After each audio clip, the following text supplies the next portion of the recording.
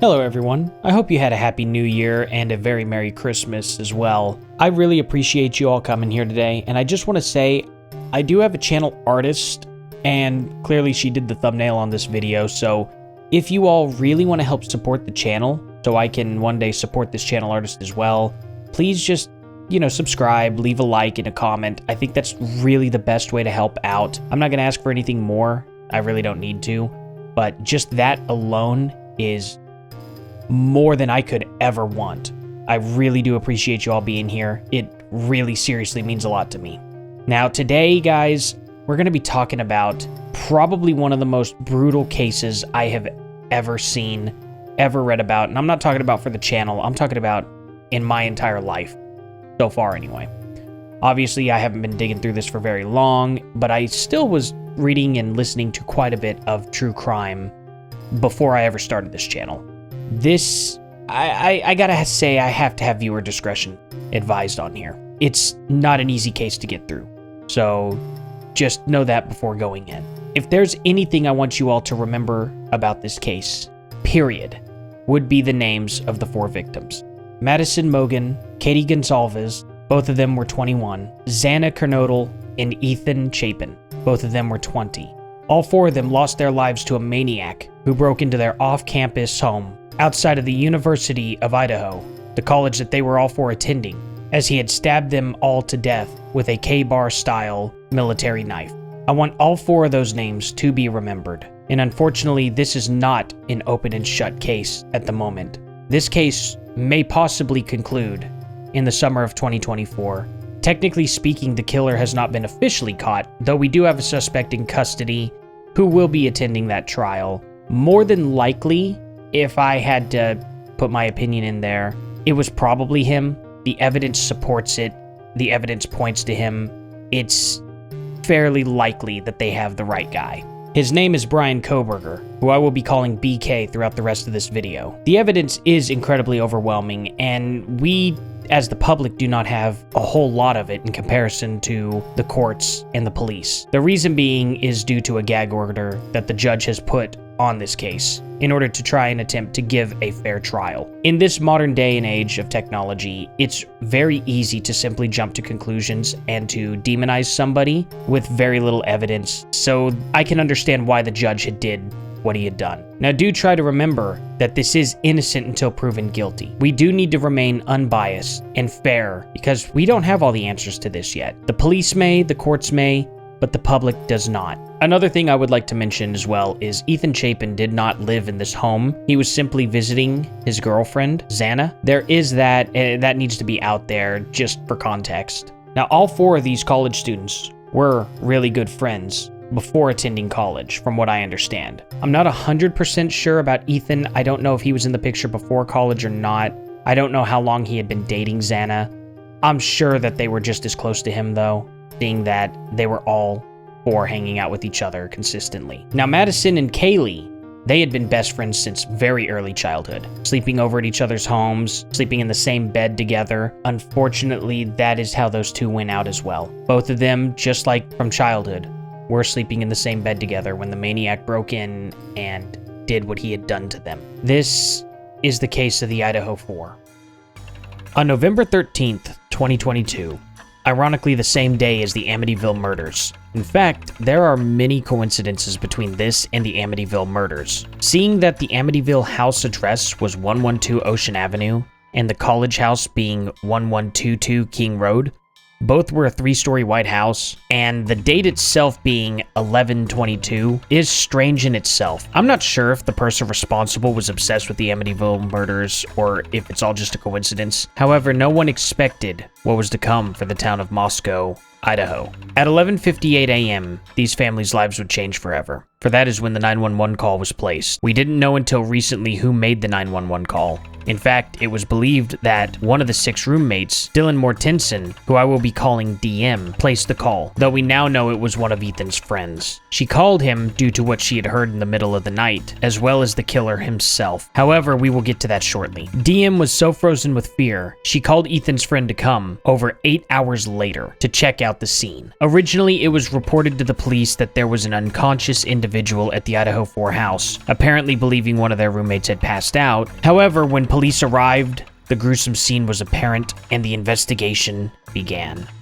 The first piece of evidence was the witness statement from DM herself, but first it would make more sense to talk about the second piece of evidence. Footage from the night and a Grubhub delivery to the house. We saw Kaylee Gonzalez and Maddie Mogan on camera outside of a bar, ordering from a food truck. Ethan and Zana were attending a formal with Ethan's sister, but according to police, all 4 victims arrived back at the house around 1:45 a.m. Around 4 a.m., Zana ordered a meal using DoorDash. Sometime between 4 a.m. and 4:25 a.m., the murders took place. Now, I know a lot of people like to point out that this DoorDash delivery guy could very well possibly be the perpetrator himself. However, I have my doubts about that, seeing as police were very quick to clear him. And if you think about it, it's pretty simple. You guys ever open up your DoorDash app to see how close your guy is to arriving to your home and where he is when he's picking up the food and how long it's going to be? Well, they have GPS enabled. So that alone probably was enough to clear him, let alone the possibility that he had a dash cam to show how quick he went up to the door, dropped off the stuff, and left. I'm pretty confident that police wouldn't clear him so quickly if those 2 factors were not available. I'm sure that's why, but we don't know for a fact. That's just my thoughts on it. It makes a lot of sense because I've ordered DoorDash only a few times. I don't really like to use it. But when I have, I've clearly been able to see each driver. It's not difficult, and I'm sure that's what the police had used. Not to mention, even if he didn't have GPS or a camera, he does still have to use the app to log in, take their dinner, drop it off at the house, and then go to the next house and do the same thing. If there are even 2 houses that are remotely close to each other, I don't see how he could have committed a crime so quickly and moved on to another delivery. That wouldn't make too much sense to me either, especially with 4 people, even if they were sleeping. And another theory that's going on is that BK himself was the DoorDash delivery guy. He wasn't. Again, police said they cleared the DoorDash delivery guy. That automatically means that it couldn't have been BK. There's just no possible way. This is where we go back to the first piece of evidence collected by police. The witness statement. After the 911 call from Ethan's friend using DM's phone, we're not sure why he didn't use his phone, but it doesn't matter really at this point. DM told police she heard screaming and crying coming from the floor above her, and thought she heard Kaylee say, "There's someone in here." Police do believe it's possible that it was actually Zana that said that, since police stated she accessed TikTok from her phone at approximately 4:12 a.m. DM said she looked out her window, but could not see anything. Then DM opened her door and said she heard a male voice say, "I'm going to help you." We're not sure if that's actually what he said. He may have made some other threat or something, but that's what she claims she had heard. She then opened her door again after hearing crying and saw a figure clad in black clothing and a mask that covered the person's mouth and nose walking towards her. The male walked past DM as she stood in a frozen shock phase. The male then left using the back sliding glass door. DM then locked herself in her room after witnessing this. As for why it took 8 hours for her to call someone, let alone the police, DM states that she thought Kaylee was playing with her dog and that the roommates were still in party mode, and assumed the creepy guy dressed like a burglar was a possible guest. Honestly, this doesn't make much sense to me, but to a degree I can understand the young lady's fear. Though personally I would not have been able to sleep so easily, not knowing if the person was still there or not, or what had happened, and at the bare minimum I would have checked on my roommates. Then again, I am a male, so I suppose at the end of the day, that's probably why. But another factor I can't get out of my head is why she wouldn't call a male over immediately, or at least call the police. Now, DM described this male as athletically built and with very bushy eyebrows. These bushy eyebrows would certainly be a very important detail in the case. However, at least 6 weeks would go by without a single word from police. Other than they stated that they did not have a suspect in mind at the moment, and that the weapon was nowhere to be found. At the beginning of December, the police would ask the public for tips, and they stated that they were very interested in speaking to somebody who was driving a 2011 to 2013 white Hyundai Elantra. On December 30th of 2022, BK would be arrested in Monroe County, Pennsylvania, at his parents' house. During this arrest, as this information would come out much later from the assistant DA, Michael Mancuso, he was caught separating his trash from his family's trash into Ziploc baggies while wearing latex gloves. The FBI had tracked BK and his father from Washington to Pennsylvania and had asked Indiana cops to pull him over to secure images of his hands. Indiana authorities pulled BK over twice on December 15th. First, a deputy from the Hancock County Sheriff's Department stopped him for following another vehicle too closely while driving the Elantra. 9 minutes later, a state trooper stopped BK but let him go with a warning after he heard BK had been stopped a few minutes earlier. The trooper, having learned that the two had been stopped minutes before by a deputy from the Hancock County Sheriff's Department, who he knew was working just down the interstate from him, used his discretion and released the two men with a verbal warning. Body camera footage of the stops show BK's father mentioning a fatal police standoff that happened earlier that day near Washington State University. He said he and his son had been discussing the horrifying incident. Now, take this as you will, but I do not think it means much. I also could not find any other info as to why the officer pulled him over a second time, other than just to look for him. So I don't know that he committed another traffic violation or not. I could not find any information on that. And unfortunately, I could not confirm that they had managed to get pictures of his hands, though I'm sure that they did, seeing that that was the only objective that was given to the officers when they pulled him over. I'm certain they did. That gag order just makes things a little bit difficult to find. Now, at a press conference in Idaho, the department themselves stated that other arrests would not be likely. He stated that the white Hyundai Elantra was at the home in Pennsylvania, but they did not manage to locate the weapon itself. What is very interesting, though, is BK did manage to receive a new license plate only 5 days before the arrest. I have to point out that this is very, very strange. I have purchased many vehicles in my life. I'm 31 years old, guys. I purchased my very first vehicle on my own loan at the age of 19. I have never once thought to myself, it's time for me to get a new license plate. I've never worried about it. Once I've gotten my license plate, I just keep updating the sticker on it. I've never managed to damage my license plate.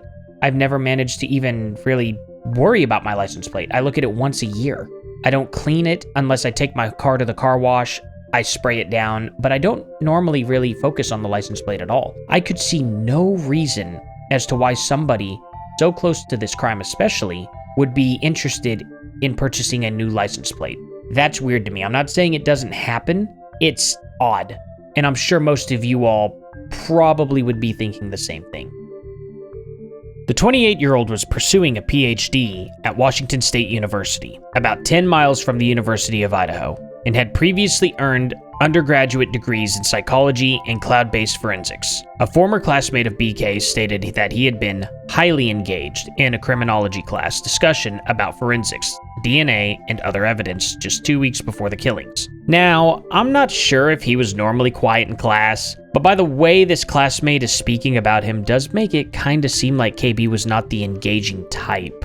So, I'm not sure what to make of it other than that, but interpret it as you will. BK exhibited such unsettling behavior on campus in the weeks around the killings that Washington State University investigated his conduct with women and eventually fired him from his teaching assistant job over concerns regarding his professional conduct. According to interviews and university records, several female students had reported feeling uncomfortable around BK, and one student accused him of following her to her car. A subsequent university investigation didn't find BK guilty of wrongdoing. The Criminal Justice Department ended up firing BK for his poor performance as a teaching assistant and his inability to meet the norms of professional behavior, which included 2 alleged altercations with the professor he'd been assisting in the fall. 11 days before the murders, BK is said to have met with faculty to go over an improvement plan and was notified of his termination prior to his arrest in December. The department claimed he had not made progress regarding professionalism.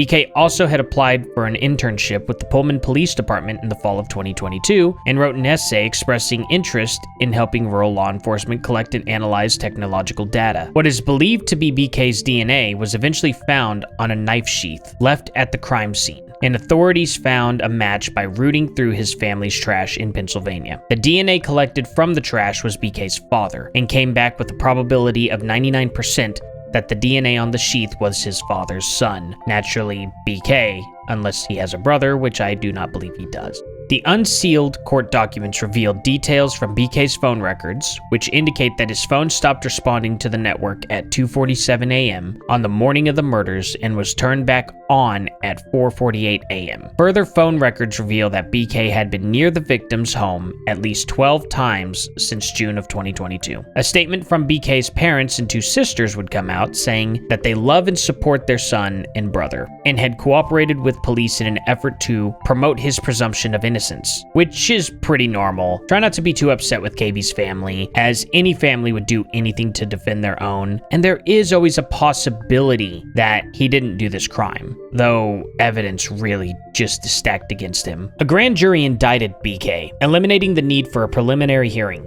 The indictment says BK did unlawfully enter the victim's home and willfully, unlawfully, deliberately, with premeditation and with malice aforethought, kill and murder them. A district judge ruled in favor of the state's request to seal the names of witnesses who testified before the grand jury. Search warrants, unsealed in March, revealed that police discovered a knife and a gun while investigating BK's car and his family home in Pennsylvania. While it has not been confirmed the knife is the one used in the murders, it is among 63 items investigators took from the property and the car, along with multiple laptops, two of which were damaged.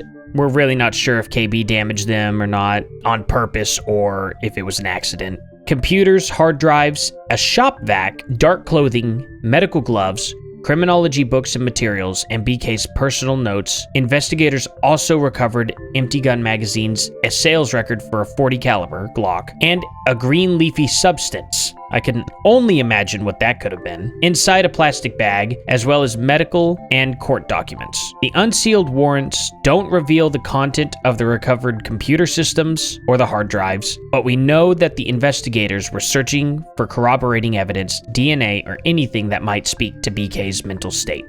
Now, I don't want to get too off topic here, but I do want to bring up another channel by the name of Swoop. I'm sure you guys have heard of her. She's very popular. It's kind of silly for me to bring up, but in case somehow you all have Mr. Channel, I do want you all to go over there and follow her multiple part series on this entire case itself as well. She has done a very, very good job and is doing way more detail than what I am doing in this video. Her videos are about an hour long and are in multiple parts if you really want to deep dive into this case. I'm trying to kind of cover this case in a very short amount of time since she has been covering this case since day one, and as evidence has come out, I'm covering this case now in an attempt to condense everything and get the information out there as quick as possible. So if you do want a lot more detail, please go to that channel and check her out. Now, to get back on topic, again, this gag order makes things a little bit more difficult. Lawyers are not allowed to speak about what's going on in the case. The police are not allowed to speak about it. Nobody involved is allowed to speak about this case, unfortunately. That has upset quite a few family members.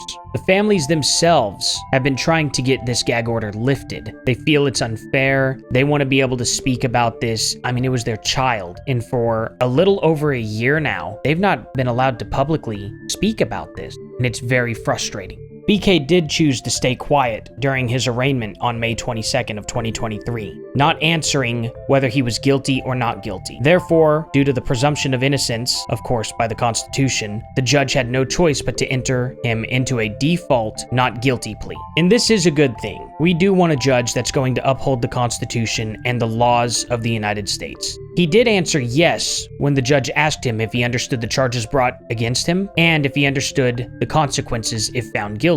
That would be the death penalty and life in prison. Later on in an August trial, after the prosecutors asked the court to have BK reveal whether he had planned on giving an alibi or not, the defense attorney ended up giving that alibi, which unfortunately was quite vague. He was just driving around all night. I think this is probably one of the worst alibis that someone in this position could give, whether it be the truth or not. Hopefully it would be the truth. We would always hope that someone would be telling the truth in court. That being said, I really have my doubts, especially with all the evidence against him. Now, we do need to remain neutral and remember that this is innocent until proven guilty, and he will have his day in court. Hopefully it will not be moved from the summer of 2024 here in just a couple short months. The defense attorney did want to say that Mr. Koberger did have a habit of doing this quite often, driving around at night to clear his head or whatever it is that he does when he drives around at night. I myself just think it's a weak alibi and am personally very quick to not buy it.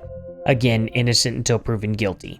The defense attorney also did suggest that there might be witnesses out there to show that he was not near the house on November 12th or 13th, early in the morning when he was driving around. This is also a weak argument. I don't like that the defense attorney is bringing up possibilities. There's one other possibility that the defense attorney wanted to put out there, and that was that somebody broke into the home, whoever it was, ended up doing these kids in due to a drug deal gone bad. If there is absolutely zero evidence that there were even drugs inside the house or in the system of the 4 victims, for the defense attorney to even suggest this in a courtroom is very, very disgusting to me. You should not be allowed to make any kind of claim without evidence. And for this defense attorney to go that far, assuming that everything we've heard about it is true and the defense attorney did actually say this, is shocking to me. On August 23rd, BK waived his right to a speedy trial, indefinitely postponing the start of proceedings originally scheduled to begin on October 2nd of 2023. BK's attorney, Ann Taylor, spoke on BK's behalf and told the judge she didn't think his defense would be prepared by then. When the judge asked BK if he was comfortable with the decision, he responded, absolutely. Ahead of the August 23rd hearing, Gonsalves' parents wrote in a Facebook post that they were afraid BK would waive his rights to a speedy trial, potentially creating years-long delay. We want to get this trial over, their post read. Just thinking it could be years absolutely kills me. The new trial date has been set to summer of 2024. No more details are available at this time. Now, I understand the Gonsalveses are upset with that. However, if this guy had done it, I mean, it's not like he's going to come out and tell the truth. It's not very likely. And of course, he's going to try and delay it for as long as possible to build up the defense as much as he possibly can. It's the only shot he has of getting off scot-free. I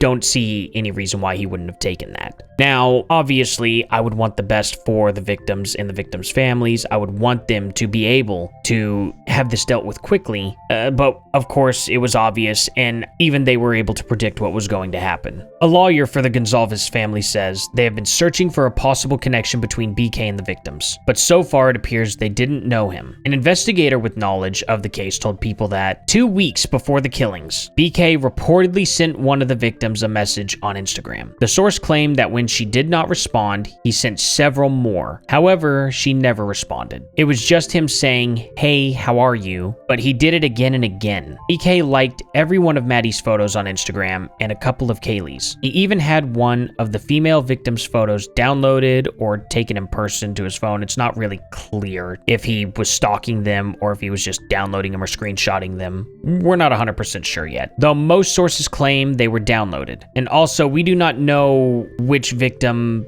was downloaded to his phone. We just do know that it was one of the victims. Now, seeing whose photos he had liked the most on Instagram, we can probably guess it was Maddie. That information should come out this summer with the trial, assuming the trial date will not be moved.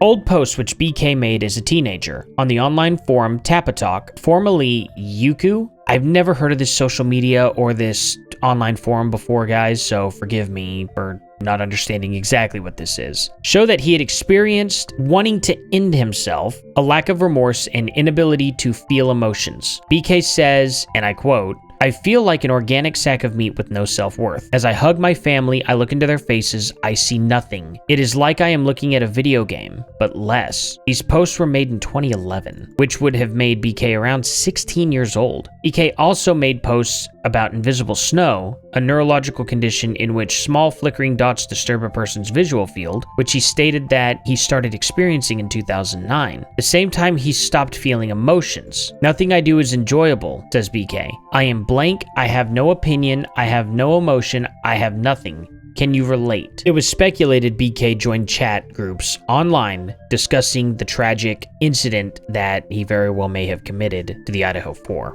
Jennifer Coffindaffer said she had been following the comments of a Facebook user with the handle Papa Rogers, who, along with a Redditor with the handle Inside Looking, makes chilling speculations about the murders that turned out to be true. Papa Rogers is a very interesting name, and honestly guys, if you check out Swoop, she goes over the theory of why that name was chosen to be, and it's very interesting. I would recommend it. In an archive about the two online personas who frequented discussions about the brutal slayings, both users accurately pointed out the timeline of the incident and the fact that police found a knife sheath, all before the details were publicly revealed. Apparently, this guy had commented saying because of them coming out and saying what weapon was used, they must have found the knife sheath, which is strange. Very, very strange. Both users also appeared to repeatedly insist that their speculations were accurate, and both were accused of being the real murderer in their respective groups. Coffindaffer appeared to side with those who believed that at least one of the accounts belonged to BK, who has maintained he's innocent.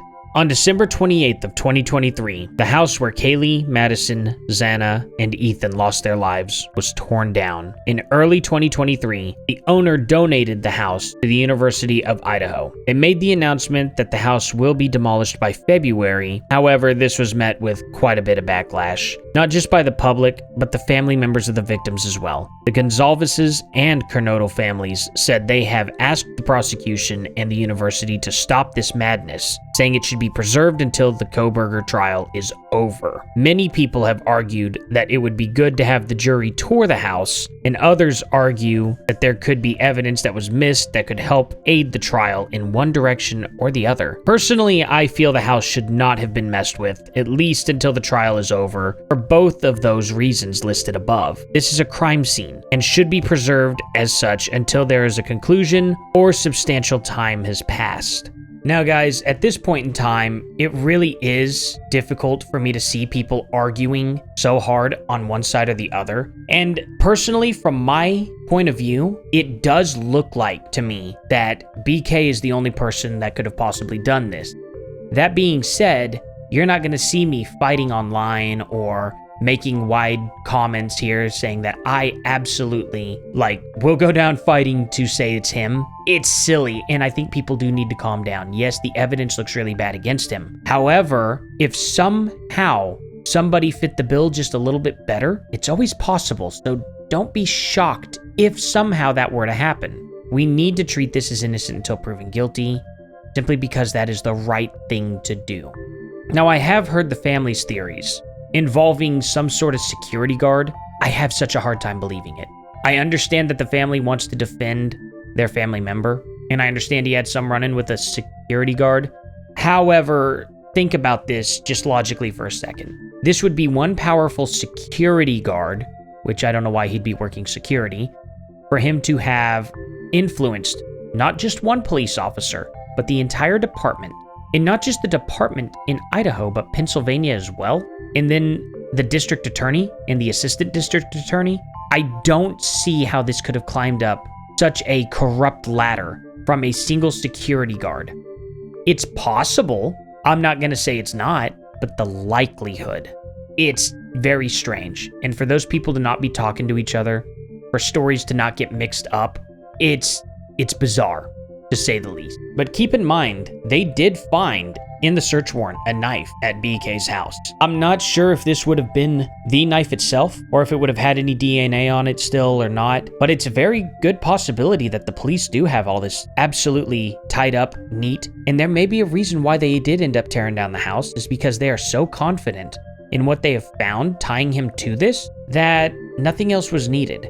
While I still hold the opinion that the house should have stayed up until the trial was completely over, if that confidence is that high up there, and if they really do have absolute slam dunk evidence to put him there beyond a shadow of a doubt, then I suppose I could understand why. Right now, we're all in the dark due to this gag order, and things are going to come out. They may make a lot more sense when they do, or this was a major mistake. I suppose we'll find out when this takes place. Now, I do want to conclude this video with, please have respect for the family members. Don't be contacting them or anything like that. It's just not respectful, and very much I hope you all remember the names of Kaylee Gonzalez, Madison Mogan, Xana Kernodle, and Ethan Chapin. The most important thing you can do is remember them, in my opinion, at least. But I do feel strongly towards that opinion. These kids had nothing but a bright future ahead of them, and a successful one at that, I am sure of. And it was blatantly stolen from them. And please remember to stay safe out there, guys. Be aware of your surroundings and protect yourself. Thank you all so much for watching. I really do appreciate it.